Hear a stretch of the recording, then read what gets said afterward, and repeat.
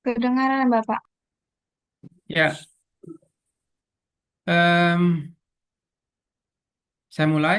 Assalamualaikum warahmatullahi wabarakatuh. Selamat pagi, salam sejahtera untuk kita semua. Semoga Allah Subhanahu wa Ta'ala selalu memberikan nikmat kesehatan kepada kita, bagi yang Muslim ya, keimanan kepada kita dalam kita melakukan segala aktivitasnya, dan semoga semua aktivitas yang kita lakukan bisa bernilai ibadah sehingga tidak ada yang sia-sia. Kita percaya bahwa siapa apa yang kita lakukan pasti menghasilkan bernilai ibadah jika kita niatkan untuk mendekatkan diri kepada Allah Subhanahu wa taala. Sekali lagi terima kasih kepada teman-teman dari Universitas Aisyah ya. Kemudian terima kasih juga kepada semua adik-adik ya yang telah hadir secara online. Mohon saya dibantu untuk on cam bagi yang bisa lah ya. Bagi yang tidak silakan. Tapi kalau bisa on cam itu sangat berarti bagi saya. Artinya menghormati ketika saya memberikan materi atau penjelasan. Em, Tugas yang diberikan kepada saya adalah mengenai patofisiologi terkait kanker ya, Dea. Patofisiologi terkait kanker untuk pertemuan yang kedua ini. Semoga nanti pembelajaran ini bisa kita capai. Sebelum saya mulai, mohon maaf, adakah yang keluarga kerabatnya menderita kanker? Ada? Atau ada yang sudah pernah melihat penderita kanker? Ada? Ada, Dek? Masa nggak ada? Ada nggak, Dek?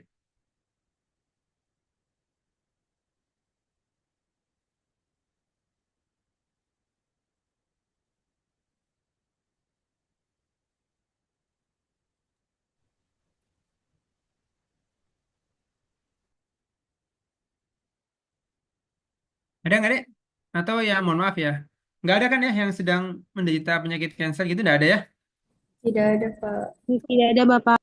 Oke. Atau keluarga yang menderita kanker, ada nggak? Tidak ada, Pak.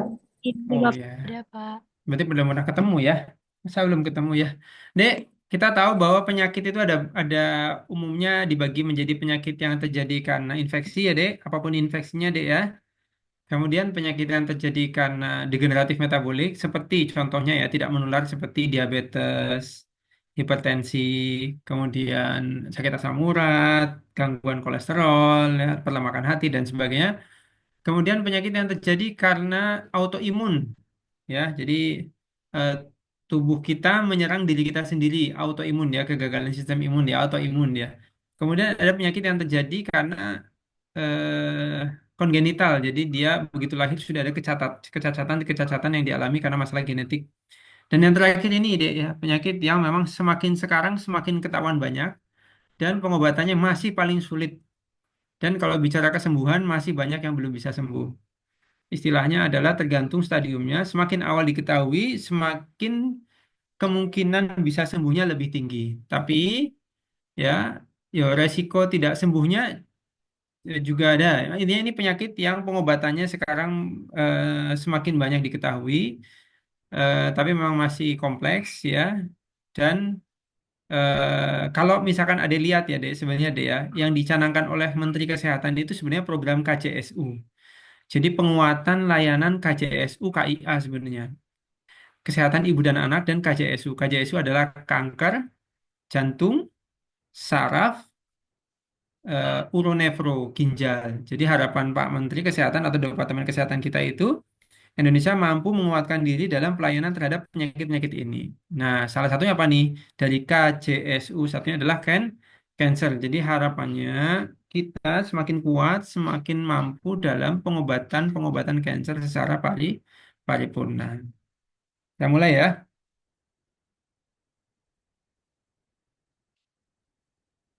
Oke, CV saya deh ya. Nah, sebenarnya kita sudah tahu ya, Dea. Setiap jadi sel-sel tubuh kita kan juga mengalami pembenah dari mulai satu sel awalnya sperma dan ovum kemudian banyak dan masing-masing sistem organ punya sel-sel yang awalnya membelah kemudian terbentuk menjadi sistem organ tertentu, ya. Nah, tapi kalau misalkan sel-sel di dalam kita itu terus membelah atau berkembang biak ya, padahal tubuh itu nggak butuh, ya hasilnya disebut massa atau pertumbuhan yang disebut sebagai tumor ya.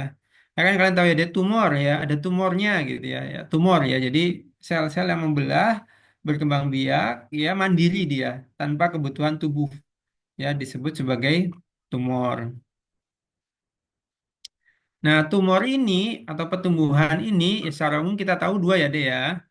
Bisa disebut sebagai tumor jinak atau tumor yang ganas, jadi ya, tumor jinak atau tumor yang ganas.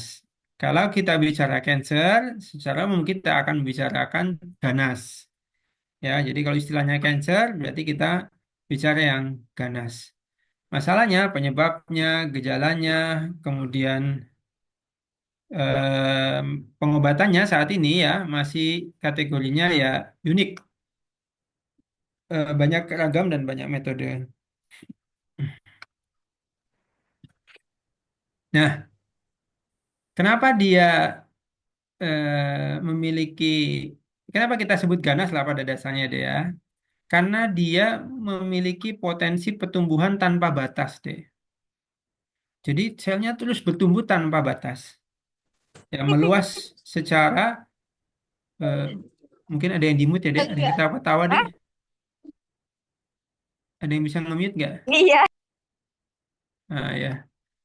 Jadi em, tumor ini dia, kalau kita bicara cancer, itu pertumbuhannya berkembang tanpa batas. Nah, dia mengganggu sekitarnya, ya, invasi lokal, atau ternyata menyebar jauh deh. Misal ya, kanker serviks, dari serviks dia nyebar ke hati, atau kanker payudara, dari payudara dia menyebar ke tulang, atau kanker payudara, dari payudara dia menyebar ke otak. Ya itu ya. Tapi dia bukan infeksi loh, Dek. Berarti menular apa enggak? Ya enggak. Karena dia bukan penyakit infeksi. Jadi dia bicara menular itu untuk penyakit yang kita kategorikan infeksi. Nah, kalau ini ya tidak menular. Ya, artinya nggak perlu khawatir kalau ada pasien kanker payudara misalkan ya. Waduh, saya dekat-dekat bisa kena kanker payudara nih. Enggak ya, karena dia bukan penyakit menular ya. Jadi kanker itu bukan penyakit menular. Tetapi apakah dia memiliki gen-gen untuk timbulnya kanker untuk saudara misalkan ya. Misalkan ibunya kanker payudara, anak perempuannya bisa nggak? Bisa. Jadi resikonya akan lebih lebih tinggi seperti itu ya.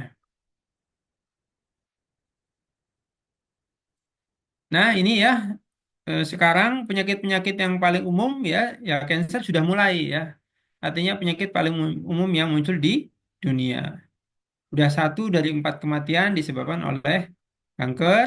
Kalau buat laki-laki, kanker yang paling banyak ya deh ya, itu adalah kanker paru-paru.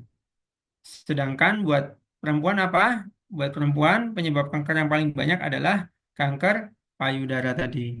Ya deh ya, ini ya, kanker paru-paru dan kanker payudara.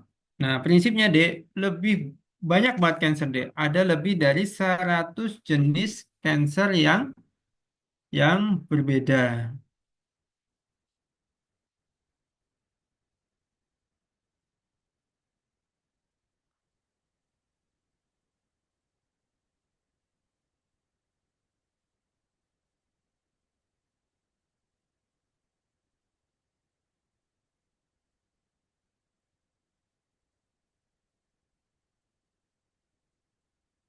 Nah,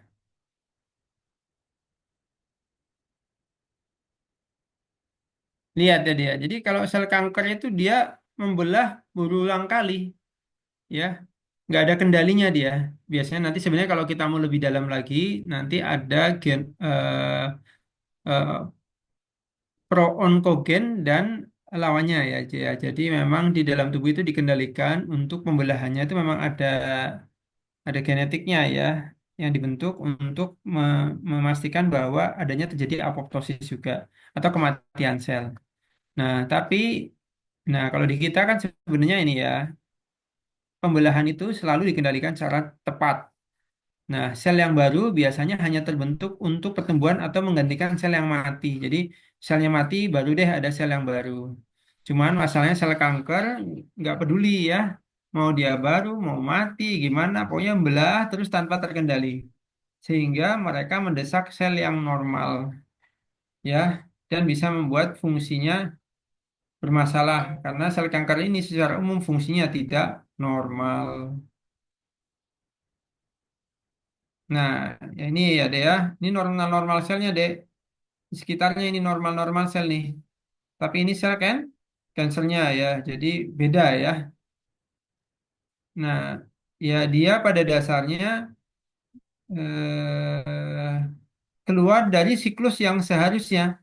Siklus di mana ada sel, pembelahan sel, proses program, terjadi apoptosis, terjadi kematian sel. Ya, kalau sel kanker itu dia keluar dari program tersebut. Nah, ini ya contoh di bladder, ini laki-laki biasanya di prostat, di rektum juga banyak ya. Kalau payudara perempuan di payudara ya, jadi kanker payudara.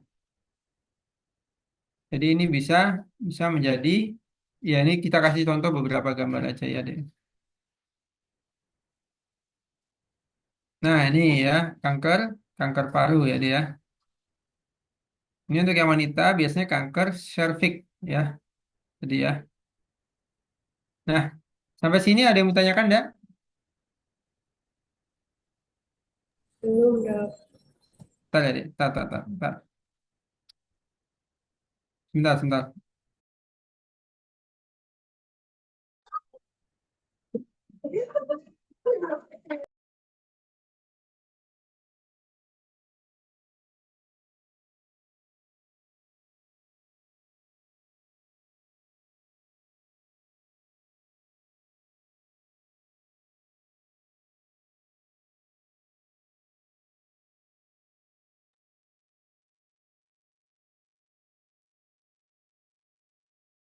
Ya, eh ada yang jinak ya, Dek. Yang jinak itu biasanya dia ada kapsulnya ya. Kemudian dia tidak menyebar ke sekitarnya ya. Ini yang jinak ya. Yang ganas ya, cancerous ya, dia nggak ada kapsulnya biasanya, tidak ada yang bungkus. Kemudian eh, dia menyebar ke sekitarnya, ya. Kemudian dia bisa bermetastasis jauh. Artinya dia bisa menyebarkan secara jauh ya. Ini nah. Nah, ada yang sifatnya gradual ya, yang membutuhkan waktu tahunan, deh. Kemudian ada yang sifatnya progresif, yang hanya dalam 1 bulan dia cepat banget pertumbuhannya.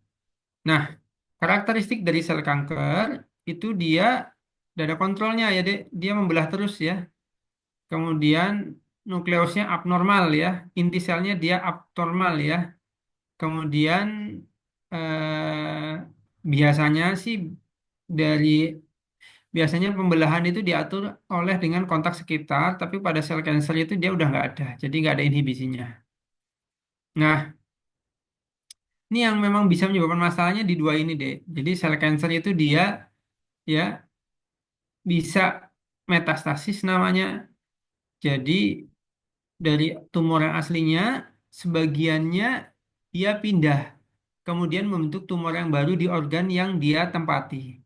Tadi yang saya bilang, dari payudara misalkan dia tumor intinya sebagiannya dia pindah melalui pembuluh darah, melalui darah atau melalui kelenjar limfe atau limfogen atau sekitarnya lah biasanya ya. Dia pindah. Contoh dari tadi payudara melalui pembuluh darah dia ke hati. Jadinya dia di hati juga timbul tumor yang baru. Yang sumber utamanya ternyata dari mana? Oh, dari payudara. Nah, itu metastasis ya. Kemudian angiogenesis. Jadi pada sel-sel tumor itu kayak rakus ya dia. Jadi dia rakus, dia membentuk pembuluh darah aliran baru supaya makanan-makanan yang kita makan itu semuanya masuk ke sel tumor. Jadi seperti misalnya i, ya rebutan makanan ya, tapi utamanya untuk teman-teman ya, untuk utamanya untuk sel kansernya. Maka dari itu sel yang hidup pun nggak dapat makan dia. karena apa? Semuanya diambil oleh sel cancer karena membutuhkan tenaga untuk membelah terus juga. Nah, seperti itu ya. Makanya merusak, merusak, menyebabkan kematian dan sebagainya. Nah, ini contoh deh perbedaannya deh ya. Ini sel kanker sama sel yang normal. Ya, sel kanker kadang-kadang nggak jelas dia, nggak terdiferensiasi ya. Kemudian inti selnya abnormal ya. Terus tidak mengalami apoptosis ya. Jadi kematian sel secara alamiahnya nggak ada, dia hidup terus ya. Nggak ada inhibisi ya. Kemudian biasanya nggak terorganisasi bentuknya. Kemudian dia mengalami metastasis maupun angiogenesis tadi. Ini kita lihat perbedaan antara sel cancer dan yang normal tadi ya, Dek. Nah, secara umum ya, Dek, kita bilang sih secara umum ya, secara umum ini ya. Ada stagingnya. Stage satu biasanya memang di titik situ saja di mana dia mulai. Ketika bisa dioperasi diambil, harapannya ya kansernya keambil semuanya sehingga selesai. Jadi ya, itu biasanya kalau intinya rata-rata kalau kita bicara stage satu itu ya hanya terlokalisasi di situ saja. Stage 2 biasanya sudah ada penyebaran tapi lokal tergantung ukuran. Stage 3 juga sama. Kalau stage 4 berarti dia sudah menyebar jauh yang tadi saya bilang. Nah, kalau bicara stage 4 berarti kita bicara udah nggak bisa sembuh lagi biasanya.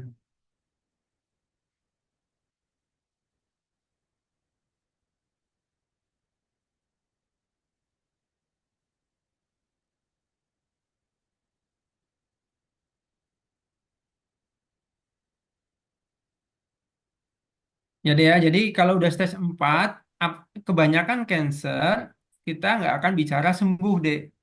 Mungkin ada tahu kemoterapi buat mengobati cancer. Ada istilahnya radioterapi gitu ya pada penderita cancer gitu-gitu ya Pak ya. Mau kemo, mau radioterapi gitu ya. Nah, tapi kalau sudah kebanyakan memasuki stage 4 itu kita udah nggak bicara sembuh 34. 34 itu 3 itu biasanya 50-50.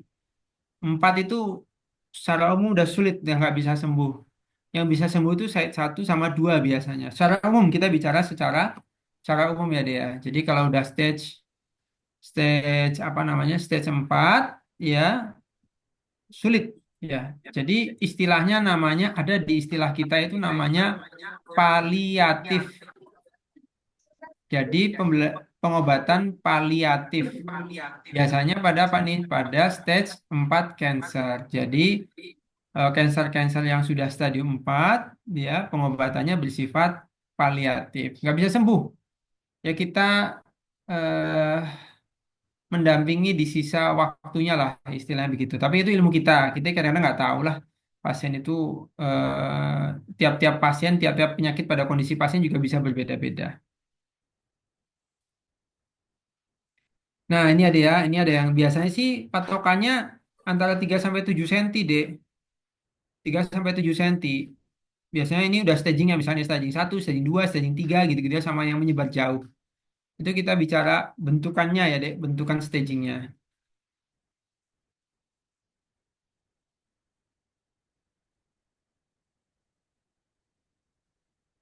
Nah, ini Dek ya.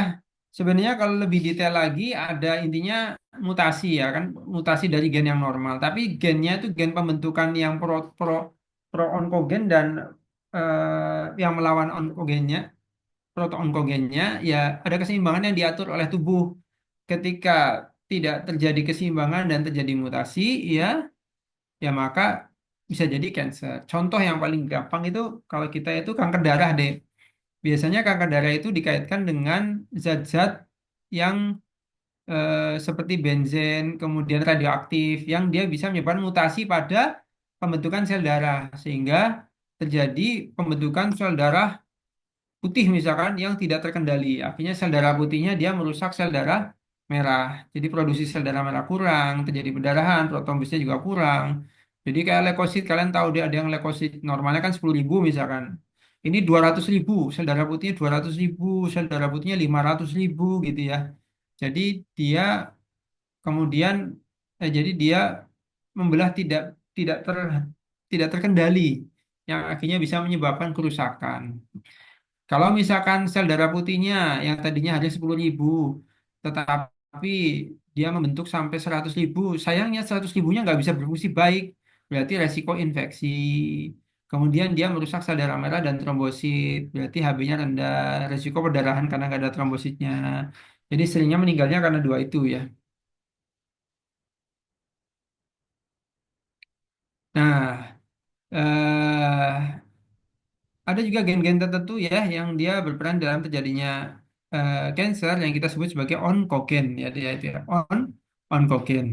Jadi ada ya, dia ada mutasi, ada mutagen yang bisa menyebabkan mutasi, mutasi pada mutasi gen yang kita sebut sebagai oncogen.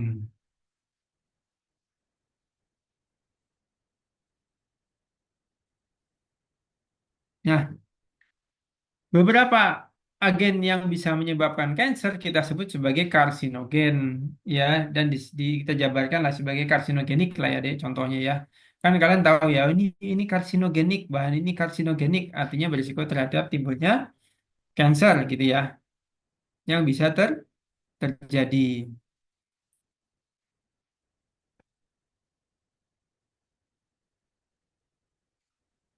Pokoknya dia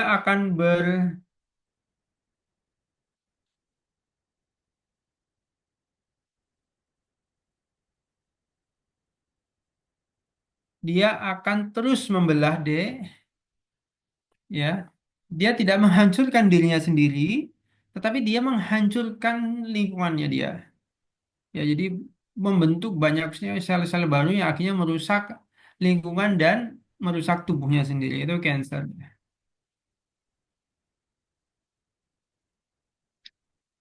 Nah, di tubuh kita sebenarnya ada dua ya sebenarnya. Ada yang prinsipnya memang tadi saya bilang proto-onkogen yang dia akhirnya menyebabkan timbulnya onkogen dan eh, dia sebagai pemicu untuk timbulnya cancer. Yang satunya lagi ada namanya tumor suppressor gen. Jadi gen-gen yang prinsipnya eh, tujuannya dia memastikan bahwa tidak terus membelah. Jadi menghasilkan gen yang dia tujuannya adalah mencegah terjadinya pembelahan yang terus terjadi. Jadi gitu. Apa aja nih dek? Ya radiasi ya, sinar radiasi ya, X-ray ya, UV light ya, beberapa zat kimia tar yang dianggap dari rokok ya, terus beberapa virus ya yang dianggap bertanggung jawab. Contoh virus hepatitis B dan C bertanggung jawab terhadap kanker hati misalkan ya, papiloma virus, kemudian Epstein-Barr virus yang dianggap bertanggung jawab juga terhadap NPC gitu-gitu ya. Kemudian ada beberapa memang predisposisi yang terjadi karena faktor genetik tadi ya beberapa keluarga yang rentan terhadap timbulnya kanker ya eh tapi kan sifatnya bukan turunan ya dia jadi udah pasti terjadi itu tidak ya artinya dia juga membutuhkan faktor-faktor lingkungan yang lain yang pas kemudian akhirnya muncullah kondisi kanker tersebut. Jadi kalau kita bicara contoh lah kayak diabetes ya, diabetes genetik tertentu untuk timbulnya kan kita belum dapat secara resmi ya diduga ini. Kemudian kalau ayahnya diabetes, apakah anaknya pasti diabetes dan dia mendapatkan gen yang sama? Ya tetap tetap tergantung dengan lingkungannya juga ya. Jadi ada genetik, ada epigenetik, ada fenotipnya juga. Jadi dia bisa timbul apa tidak atau mengalami atau tidak ya tergantung dengan faktor luarnya juga. Nah, empat penyebab deh kanker yang paling sering itu ini deh ya. Pertama kanker payudara, kedua kanker usus besar, ketiga kanker paru-paru, keempat kanker prostat ya deh ya. Sebentar ya deh. Ada yang mau tanyakan sampai sini deh?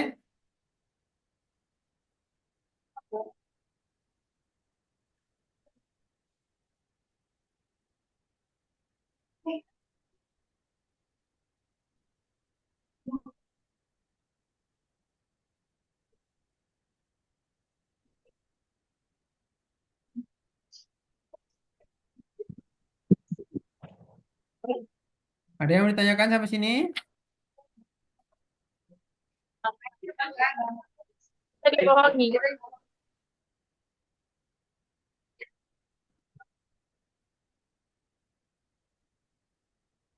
Oke. W. Ada, deh? Belum ada. Oh, belum ada dokter. Ya, oke deh kalau gitu kalau belum ada. Mana nih? Kok error ya? Coba kalau saya tadi tanya, 4 penyebab kanker yang paling umum apa aja tadi? Kanker apa saja?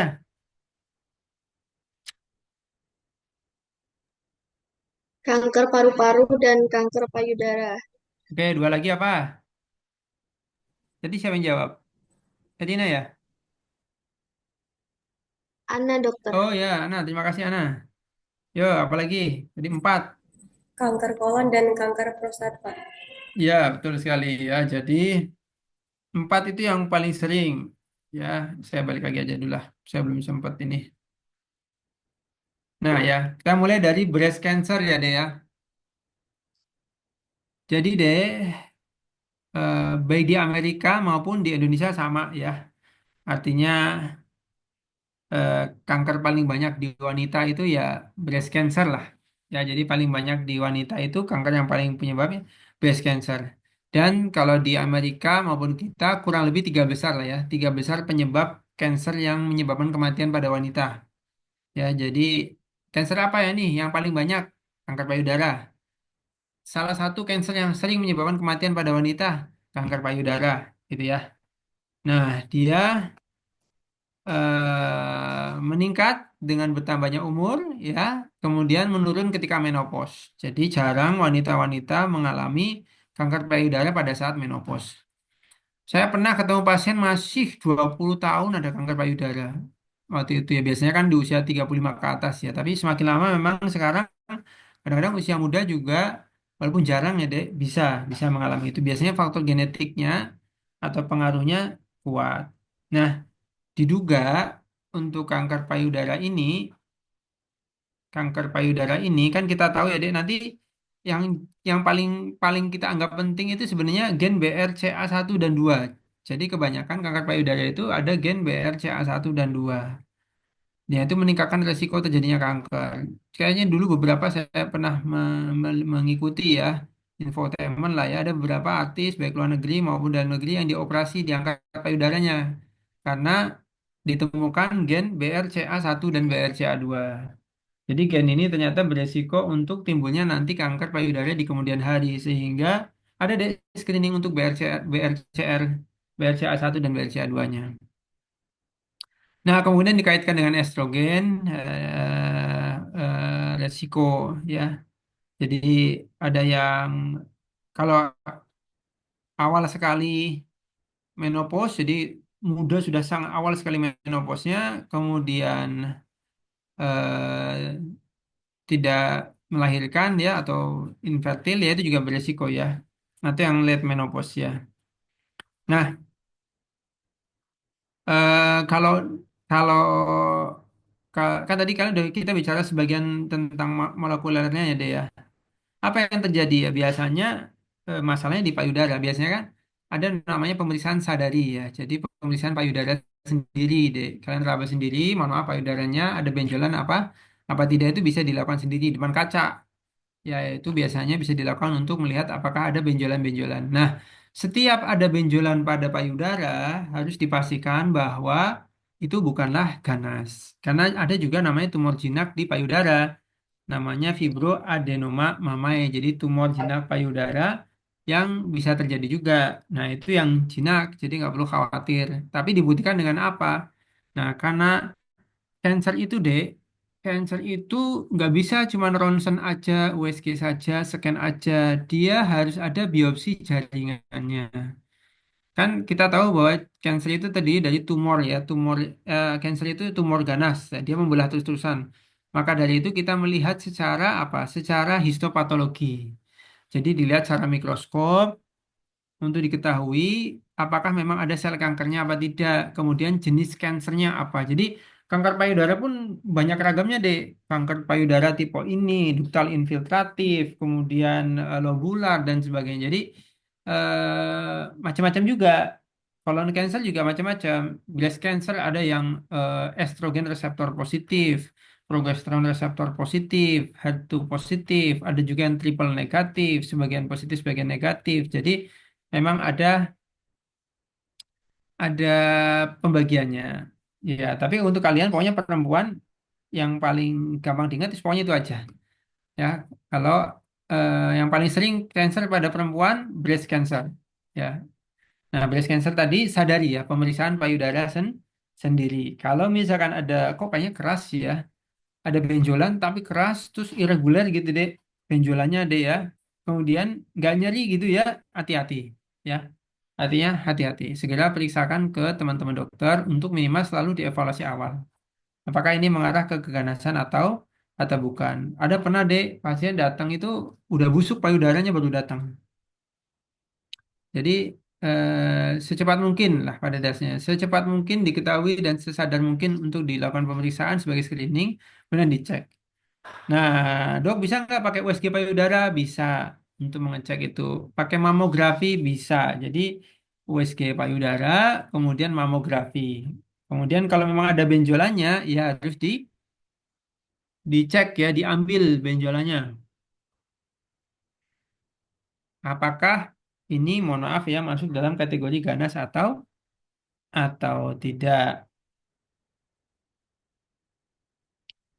Nanti ada namanya USG payudara itu ada namanya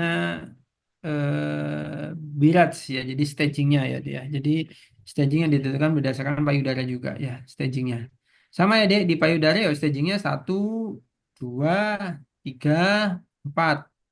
Sebenarnya ada satu, satu A, satu B, satu, dua A, dua B, dua, tiga, tiga A, tiga B, empat. Tapi prinsipnya berdasarkan tumor deh, ukurannya ya. Nah kalau stadium 4 ya udah eh, tingkat kesembuhannya sulit ya. Biasanya kalau masih tumor ukurannya 2 cm, payudara dia ada payudara benjolannya kurang 2 cm, ternyata ganas dioperasi gitu ya dia.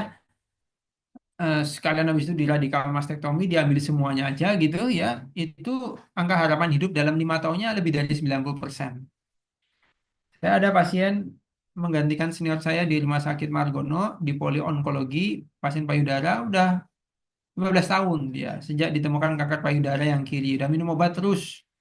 Ada namanya karena dia ada yang positif hormonalnya, jadi terapi anti hormonal. Selain dia sudah menjalani operasi dan kemoterapi konvensional. Jadi kemoterapi yang melalui infus. Karena ada yang kemoterapi itu pakai infus, melalui infus, ada yang minum kayak tablet obat biasa gitu-gitu ya. Jadi udah macam-macam sekarang ya dia. Ya, gitu ya dia. Jadi dia prinsipnya sih operasi pasti ya untuk yang breast cancer. Ada yang mau tanyakan sampai sini?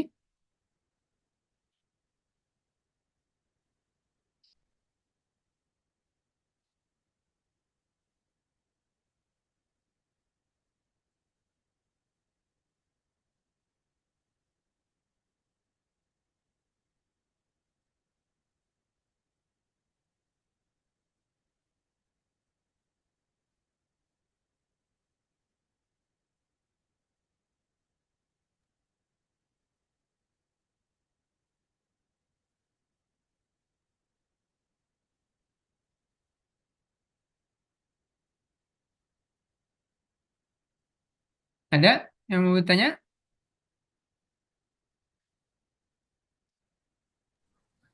Belum. Oke. Nah, kanker yang berikutnya kolon dia deh ya. Kanker usus besar, kolorektal cancer ya. Ini termasuk kanker yang umum terjadi juga ya. Dia biasanya sih seringnya di bagian rektum ya deh. Jadi kalau ada tahu usus besar itu ada usus besar yang ascendant namanya naik, ada usus besar yang transversum namanya usus besar yang mendatar, kemudian usus besar yang menurun namanya kolon descendant. Kemudian setelah itu ada rektum dan anus. Nah, seringnya di anorektal biasanya kansernya. Selain juga bisa di kolon, kolon yang descendant maupun transversum maupun yang ascendant ya.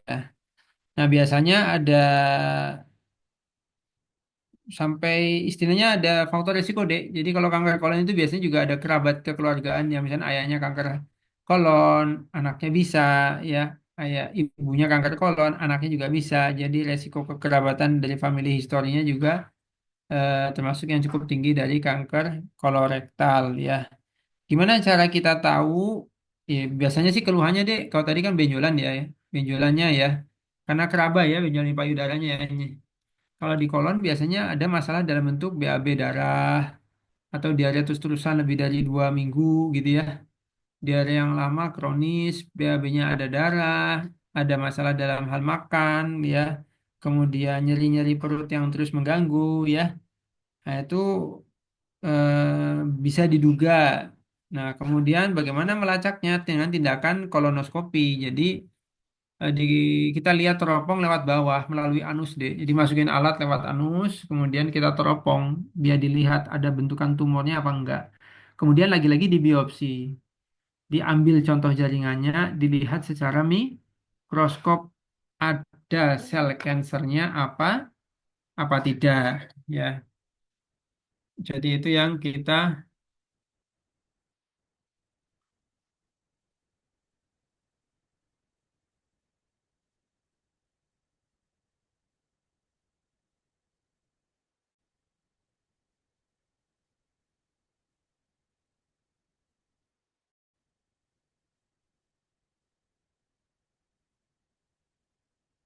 udah fase fase itu ya dia. Jadi eh,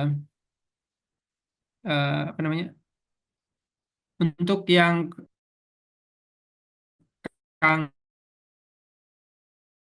kanker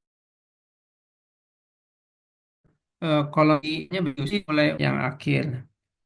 Untuk kepastiannya tadi kolonoskopi dilakukan biopsi kita ya. Nah, bisa juga ada namanya chorioembryonic antigen jadi CEA. Kita bisa periksa ada beberapa kanker yang ada tumor markernya. Kayak tadi mungkin breast cancer CA 15-3.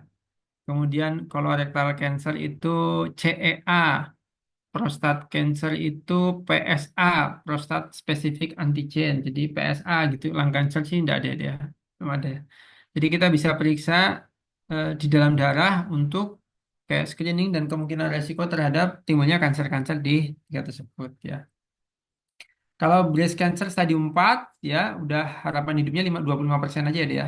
Jadi dalam 5 tahun yang hidup hanya 25%. Kalau colorectal cancer pun sama ya, kalau dia sudah terjadi di distant metas biasanya angka harapan hidupnya 5% aja. Misalkan dari 100 yang hidup cuma 5 lah. Yang 95 pasiennya meninggal. Yaitu yang untuk colorectal cancer. Biasanya kalau ya sama dia harus diambil, jadi ada yang ususnya dipotong, ada yang sampai 1 meter dipotong gitu ya. Kemudian habis itu dikemo, habis itu dipasang tempat baru ya, tempat buang besar baru di perut gitu ya, dipasang kolostomi gitu ya dia. Nah itu untuk keberlangsungan hidup ya. Nah terapinya apa ya? Kemo, ya sinar, ya nanti ada beberapa kemo khusus ya. Jadi sama deh. Intinya ada stagingnya juga. Intinya semua tumor ini ada stagingnya. Tapi tadi saya bilang kalau sudah distant metastasis, kalau sudah menyebar jauh ya, rata-rata kita nggak bicara sembuh, tapi kita bicara paliatif ya. Karena angka harapan hidupnya biasanya di bawah 25% ya. Untuk lung cancer dan prostat cancer, lung cancer itu merokok deh ya. Tapi kalau perempuan itu seringnya kena kena bekas rokoknya ini dia. Jadi termasuk kalau lung cancer dibagi jadi non small cell lung carcinoma sama small cell lung carcinoma. Paling sering adalah NSCLC. Kemudian pada wanita ternyata dia berkaitan dengan selain proaktif juga pasif. Jadi kena asap rokoknya malah bisa menimbulkan masalah ya ke lung cancer. Makanya dek, mungkin kalau punya pacar yang rokok, kalau bisa suruh jangan rokok lah dek. Bahaya ya, kasihan ya suami yang rokok yang kena akibatnya istrinya ya. Suaminya mungkin bisa biasa aja tapi istrinya yang mengalami kondisi cancer. Walaupun memang faktor-faktor resiko yang lain ada ya dia terhadap timbulnya resiko kanker tadi. Tapi untuk merokok ya sudah, tanya kan memang udah jelas.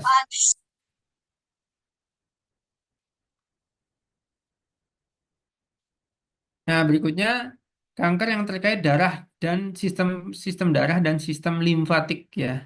Ada penyakit namanya limfoma ya yang dibagi menjadi Hodgkin lymphoma dan non-Hodgkin lymphoma, ada leukemia, Dek, ya, ada limpoma itu sendiri ya. Tadi limpoma itu Hodgkin lymphoma, non-Hodgkin lymphoma, ada multiple myeloma itu sel plasma.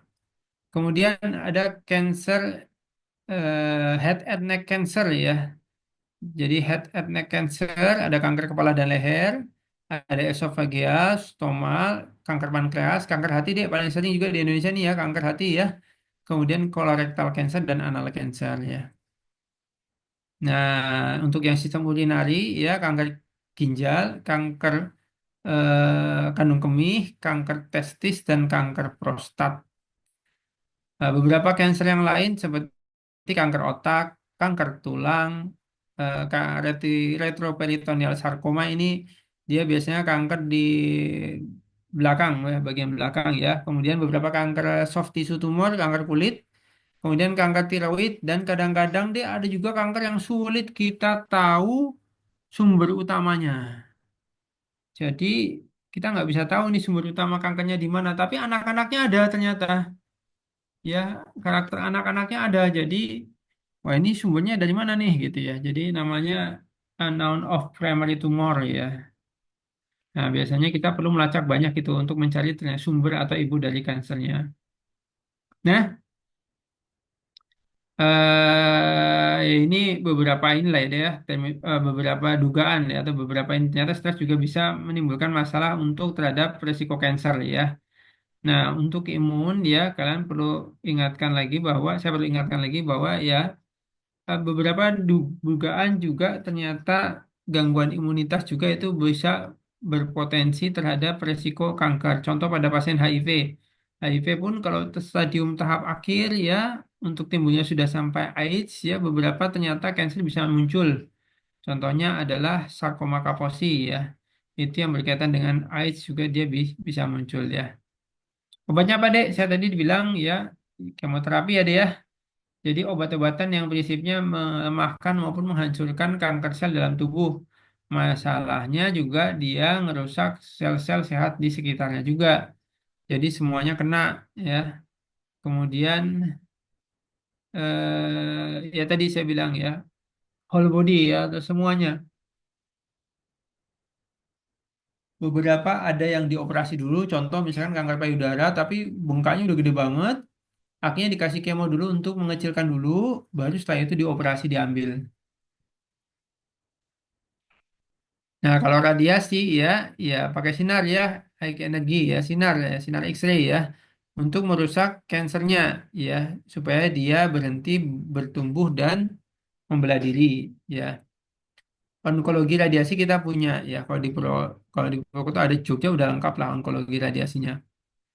Kemudian dia lokal ya, biasanya dia radiasi itu biasanya lokal, kemoterapinya biar sifatnya kita sebut secara sistemik ya. Internal radiasi juga bisa ya. Contohnya TACE, transarterial kemoembolisasi, atau yang kanker serviks juga langsung ya. Jadi radioterapi dari dalam ya, sinar dalam ya. Nah, gimana supaya kita tidak menderita kanker ya? Ya ini deh, ya gaya hidup yang sehat ya, olahraga dan diet yang seimbang, istirahat yang cukup, minum air yang cukup, kemudian buah-buahan, protein, lemak yang diatur, yang intinya nutrisi gizi seimbang untuk kalian ya. Ya, mungkin sampai sini ada yang mau ditanyakan?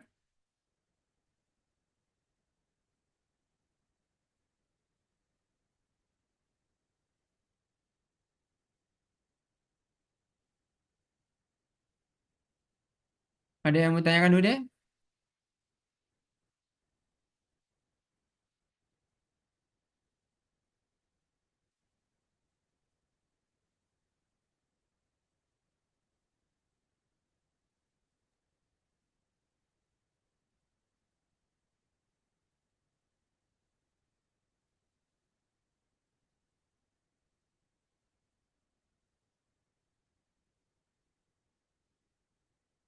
Ya gitu ya dia. Istilahnya leukemia, leukemia gitu ya dia. Ada yang pernah mendengar kalau di TV-TV kan dulu seringnya leukemia gitu, kanker darah gitu ya dia. Ada? Ada Kak. Itu termasuk sering ya deh kanker darah. Kalau kita bicara kanker darah, ada gambaran namanya kondisi akut dan yang kronik. Yang akut biasanya cuma dua, akut myeloid leukemia dan akut limfoblastik leukemia. Yang kronik namanya kronik myeloid leukemia dan kronik limfoblastik leukemia. Eh, prinsipnya deh ya, kankernya ya dari sel darah putih lah. Ya dari sebenarnya nanti ada jalur ceritanya, tetapi kanker itu ya terbentuk karena tadi faktor-faktor risiko tadi ya, jadinya terkena karsinogen karsinogen sehingga timbul timbul kanker. Yang paling sekarang punya harapan hidup yang baik itu kalau yang kronik myeloid leukemia deh. Jadi namanya sel darah putih kan dia membelah ada tahapannya deh ya. Nah, semua tahapannya itu dia membelah diri tanpa batas. Sehingga timbullah yang disebut sebagai kronik myeloid leukemia. Itu udah ditemui translokasi dari kromosom 9 ke 22 yang kita sebut namanya Philadelphia kromosom atau iya Philadelphia kromosom itulah istilah untuk translokasi kromosom 922. Nah, ternyata dari translokasi itu timbul pembelahan yang tidak terbatas dari sel darah putih semua dari semua tahapannya. Sehingga kadang-kadang dek pasiennya itu datang dalam kondisi perutnya besar, sebah, karena limpanya gede banget. Limpanya gede banget. Kemudian pas kita cek ternyata HB misalnya mulai turun, leukosit sampai 600.000. Trombositnya turun juga gitu ya. Nah, itu memang ada namanya pemeriksaan screening BCR ABL untuk menentukan memang ada kemungkinan ke arah penyakit CML apa enggak. Di luar, kalau kalau kanker-kanker darah berarti harus dilihat sumsum tulangnya. Jadi dicoblos sumsum tulang belakang maupun sumsum tulang yang disias.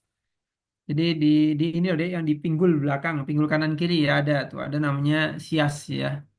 Nah, itu dicoblos kemudian diambil sampel sumsum tulangnya untuk dilihat secara mikroskop. Dilakukan pewarnaan-pewarnaan untuk membantu dalam menegakkan ini kanker darah yang bagian mana, yang kelompok kelompok mana. Nah, kalau yang CML ini ya kronik myeloid leukemia itu bisa kita obati minum deh.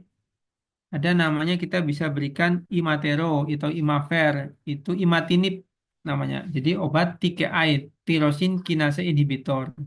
Ada di kita kasih obat. Jadi pasien kanker darah dulu kan mungkin nggak hidup nih. Setahun meninggal, setahun, 2 tahun meninggal. Sekarang apakah harapan hidupnya membaik deh sampai 10 tahun ada, 15 tahun ada yang masih hidup dengan dia minum obat terus setiap hari untuk menjaga agar kondisinya tetap tetap baik. Tapi kalau kondisi kanker seperti akut myeloid leukemia, kemudian akut limfoblastik leukemia, itu rata-rata harus di kemoterapi induksi. Artinya dibom sumsum tulangnya deh, dimatiin semua, baik yang sehat maupun yang cancer. Kemudian dengan harapannya nanti timbul riset baru, maksudnya sumsum tulangnya meriset untuk pembentukan sel-sel secara umum awal lagi. Tapi pada saat dirusak semuanya kan rentan terhadap resiko pendarahan, infeksi dan sebagainya. Jadi ada kemoinduksi namanya pada pasien-pasien dengan kanker darah akut, ya akut myeloid leukemia ataupun akut limfoblastik leukemia. Nah itu em, nggak ada staging khusus ya untuk kanker darah itu ya. Jadi memang kita lihat eh, dari gambaran darah, gambaran sumsum tulangnya.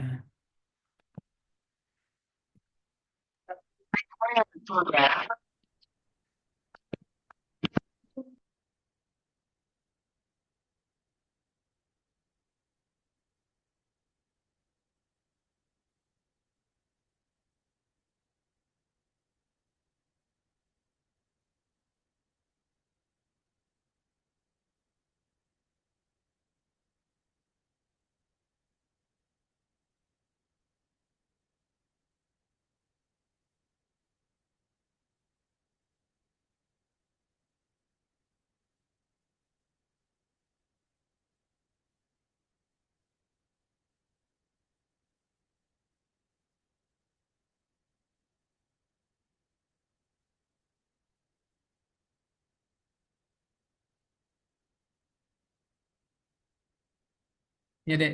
Gimana, Dek? Ada yang tanya nggak?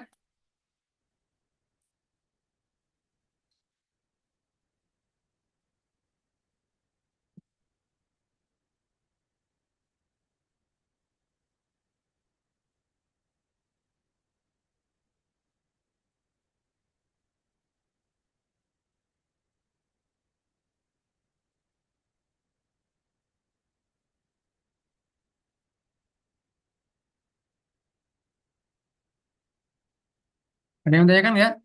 Ya, saya kasih gambaran umum aja untuk cancer ya. Sebagai istilahnya buat adik-adik juga paham. Nggak perlu khawatir karena tadi bilang kita konsepnya ini penyakit tidak menular ya. Dia penyakit disease juga, tapi tidak menular ya. Jadi istilahnya beda dengan penyakit infeksi ya. Terus kompleks permasalahannya ada zat karsinogennya juga menyebabkan kansernya juga, tapi dia harus ketemu dengan lingkungan yang pas juga untuk terjadinya cancer. Dan kita tahu semua cancer yang paling banyak, kemudian gambaran staging dasarnya saja kan karena gizi ya. Kalau yang penting kalau dari eh, ya kita bisa melihat situasinya dari pengobatan terapi kan tidak ada makanan spesifik khusus walaupun kadang-kadang beberapa cancer memiliki pola-pola khusus terkait makanan juga ya. Itu mungkin yang bisa saya sampaikan.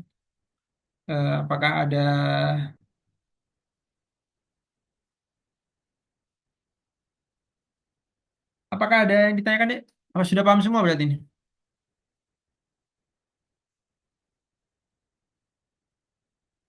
Cukup? Cukup, Pak. Oh, udah langsung. Yes, kalau ditanya cukup, cukup gitu ya.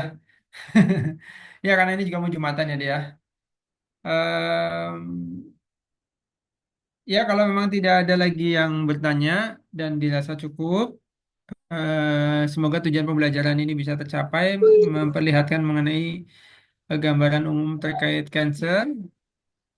Saya mohon maaf jika ada salah-salah kata atau eh,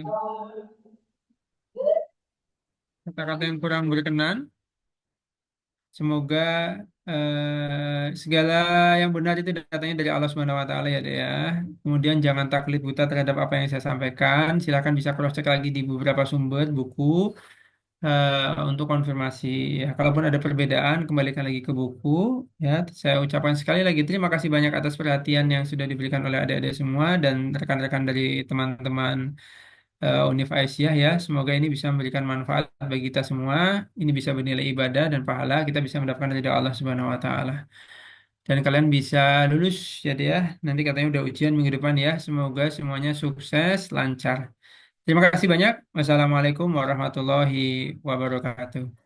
Waalaikumsalam. Waalaikumsalam, Bapak. Terima Terima kasih. kasih. Waalaikumsalam warahmatullahi wabarakatuh. Makasih, Pak.